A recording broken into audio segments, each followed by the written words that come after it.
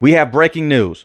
Liam Coen is the brand new head coach for the Jacksonville Jaguars. I wanted to report on the Jaguars yesterday when they fired Trent, but there was a lot of reports that were coming out that they were going to hire their head coach a day or two after. And they have hired their new head coach in Liam Coen. Now, it took a while to get here. Liam Coen withdrew his name early in the week when he realized there was a great chance that Trent was going to be sticking around. But when Shad Khan came out, who is the owner with the Jacksonville Jaguars, he came out on the NFL Network and he said, you know what? If a coach wants to come in and possibly remove our general manager, we will have that discussion. Well, that is what happened. Liam did not want to work with Trent. And if they were going to keep Trent around, the former general manager, they're going to have to end up with a different head coach. But the Khan family, the ownership, they are 100% sold on him. They fired the general manager. Liam will have a lot to say so with this roster in terms of the draft and obviously the play calls with this organization because he is the head coach. This will not be a situation to where Trent is making all of the decisions. When you look at the Doug Peterson situation, he did have say so with certain players, but it came down to Trent, to who he drafted and to who he also got rid of. Coach Liam will have more say so over roster management, and that is what he wanted. Now, he's coming over from Tampa Bay Buccaneers. He was a terrific offensive coordinator. He's a terrific pass game coordinator at the college level. He got some work done underneath Sean McVay in the past with the Los Angeles Rams. I do believe that he is a good offensive coach. But when you become a head coach, you have to worry about everything, offense and defense. And the defenses with the Jaguars in the last 2 years, they haven't been good, and they have talent on that side of the ball. But let's dig more into this Liam Coen conversation before I get into the roster that the Jaguars have. For one, Liam Coen was expected to go back to the Tampa Bay Buccaneers. They offered him a brand new contract to make him one of the highest paid offensive coordinators in the league. He was going to sign that deal. He never did, but he was expected to go back to the Buccaneers and talk with Coach Todd in the building. That never materialized. The reason why, when they fired Trent, the Khan family went back to Liam Coen and they told him, hey, let's come in for one more interview, because they had discussion with Robert Saleh. They were not 100% sold on Robert Saleh. He's expected to go back to the San Francisco 49ers and become their defensive coordinator. So he went back to Liam Coen. Liam Coen met with the Khan family on the plane. This is where things get interesting. The Tampa Bay Buccaneers head coach was trying to get into contact with Liam Coen because he just lost Dave Canales last season. So he's trying to go out there. He's trying to figure out what's going on. Is my coordinator coming back or is he leaving? Liam Coen did tell Coach Todd that I'm circling back to the Jacksonville Jaguars job. But at the same time, I have a sick child. I'm going to take him to the doctor. In the midst of all of this, he's meeting with the Khan family on the plane to get this deal done. So if you see why Tampa Bay Buccaneer fans are upset, part of that is why. Because he went out there and he did some shady things in some people's eyes to the Buccaneers, and also because he was a great coordinator. Now, when I talk about the on-the-field product, hopefully this is the right coach for Trevor Lawrence. This would be his third coach in 5 years. 3 coaches in 5 years is ridiculous. And it starts up top. Trent Baalke was a terrible general manager. Don't get me wrong. He was. But the Khan family has allowed this. You have a guy in Trevor Lawrence who you selected with the first overall pick. Many scouts came out and said that he's one of those generational talents you can't miss. He is supposed to be in the Josh Allen, Lamar Jackson, Joe Burrow, Patrick Mahomes conversation with the accuracy that he has at times, with the speed and also that arm that he has, but he has not been placed into the best situation. Does he need to be a better player? Yes, for sure. He hasn't lived up to the potential, but the roster around him has not been the greatest. He had Doug Peterson as his head coach over the last few years, but he entered the league with Urban Meyer as his head coach. One of the worst coaches that the NFL has ever seen. Urban Meyer was terrible. When you talk about how some coaches are never meant to be coaches in the pros, he's one of them. He's just a very good college coach at best. Great coach at Ohio State. In the NFL, terrible. And he was fired before the season even ended. The Jaguars were so bad in back-to-back years, they had the first overall pick in back-to-back years, and they selected Trevor Lawrence and Trayvon Walker. And they did make the playoffs with Doug Peterson in his first year with the Jaguars. So Trevor Lawrence has had postseason success. And they won a playoff game against the Los Angeles Chargers. That's when the Chargers were just completely terrible in the second half, and the Jaguars had a great comeback. Give Trevor Lawrence and the team a lot of credit, but the Chargers did fold. And they were just 2 plays away from potentially beating the Kansas City Chiefs and making a deeper playoff run in the AFC.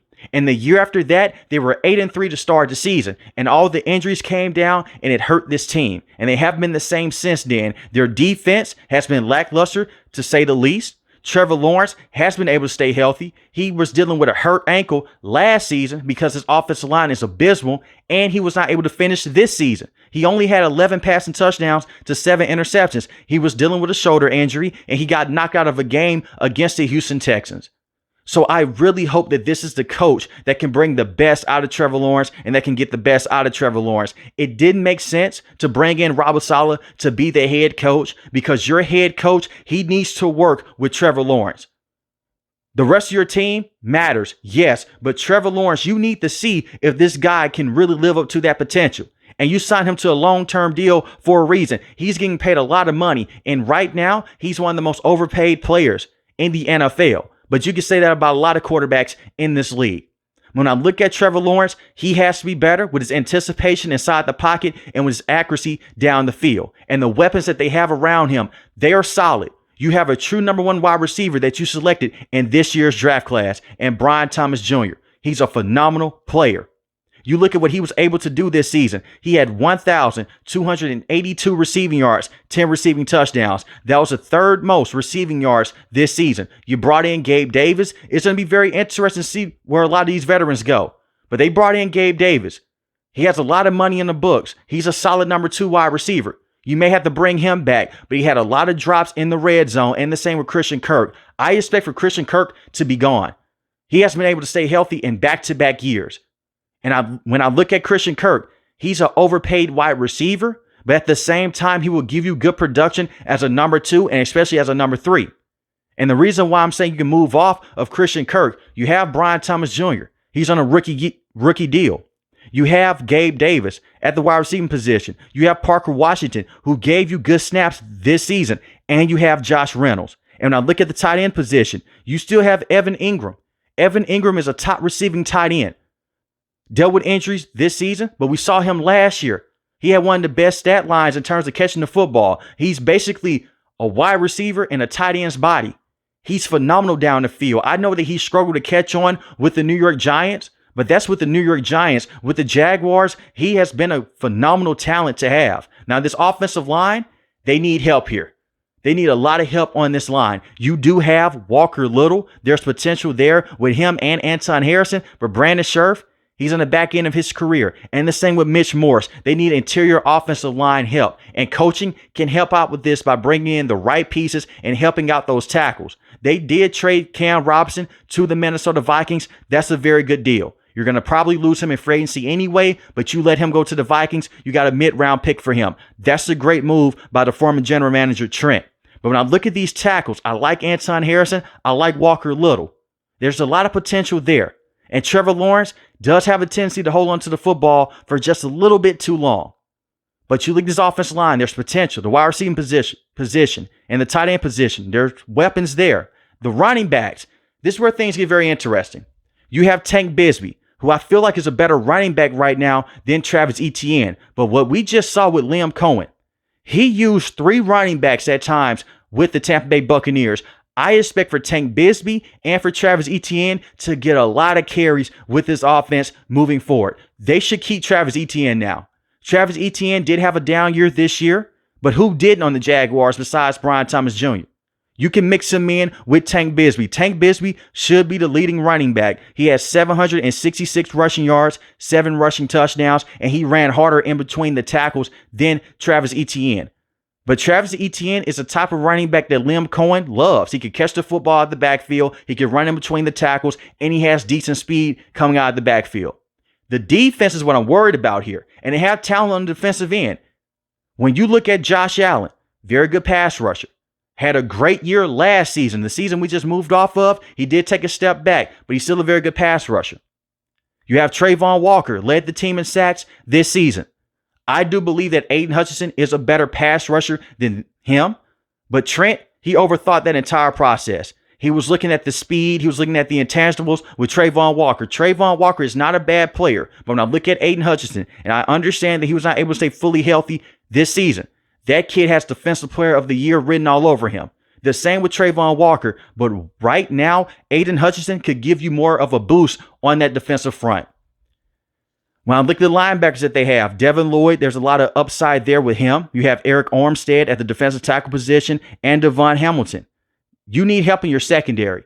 Their secondary has been abysmal in the last 2 years. They're ranked in the bottom of the league in terms of passing defense with the names that you have. Tyson Campbell, I like him a lot. He hasn't been able to stay healthy, and they just gave him a long-term deal.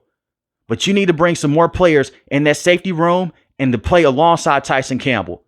But overall, I do believe that this is a good move for the Jacksonville Jaguars with Liam Coen. Will he be in over his head? We will see. I'm not saying that he's going to be a great coach with the Jaguars. It's one of those you have to wait and see approaches. But for right now, on day one, having an offensive mind coach that has had success in this league is the way to go. When I look at what really hurt Doug Peterson, it was one person that hurt Doug Peterson besides himself, and it was Press Taylor, because he was such a terrible offensive coordinator. If he would have let Press Taylor go and the offense would have looked better, I'm telling you right now, the Coen family, they would have kept Doug Peterson because he gave them the playoff success that they were looking for within that one season. And they went 8-3 to start off the next year. What hurt him was the fact he couldn't bring in the right defensive coaches, and he could not go out there and he could not let Press Taylor go. And I do feel for Trevor Lawrence. You've had to learn so many different playbooks now. Urban Meyer, your rookie season. Press Taylor and Doug Peterson over the last few years, and now a brand new playbook with Liam Coen. That's a lot on a young quarterback. Trevor Lawrence is not even 30 yet, and this man has had 3 coaches in his career. The Coen family had to figure this thing out. I could talk about how bad Doug Peterson has been, the same with Urban Meyer, and how bad Trent was at the general managing spot. But who has hired all these guys? Who has let all this go on? Who is funding those checks? The Coen family is. They have to do right by Trevor Lawrence. He has to play better. But there is no reason why the Jacksonville Jaguars cannot contend in this division. The Houston Texans, they have a lot of talent. But besides the Houston Texans, is there another team in this division right now that's a major threat? I'll look at the Tennessee Titans. There's a lot of work to be done. Right now they have Will Levis as their starting quarterback. He's a turnover machine. And I look at the Jacksonville Jaguars. You've done the hard part. You have your quarterback. You've had 2 terrible years back to back. It's time to improve. And I know that they had minor success with Jacksonville when they went out there and they had that great defense with Jalen Ramsey and crew. And the reason why I said it was minor success, yes, you were making deep playoff pushes. You had Blake Bortles at the quarterback position. That was a Super Bowl roster if the quarterback position was just decent at best. But they couldn't figure it out. But now you have a guy in Trevor Lawrence that has all the potential. And eventually, potential, it needs to hit. Because if it doesn't, you just become what you are in this league. Either a very good quarterback or a below average quarterback.